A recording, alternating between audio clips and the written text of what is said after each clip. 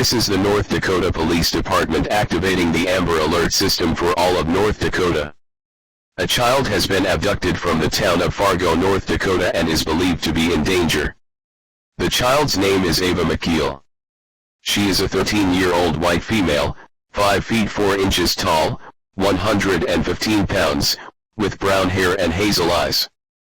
Last seen wearing a yellow crop top and blue ripped jeans shorts. Abducted by her father Thomas McKeel Haggerty. He is a 47-year-old white male, 5 feet 9 inches tall, 175 pounds with brown hair and blue eyes, unknown clothing description. They may be traveling in a blue 2005 Toyota Tacoma 4-door pickup with a North Dakota license plate of 317DZU.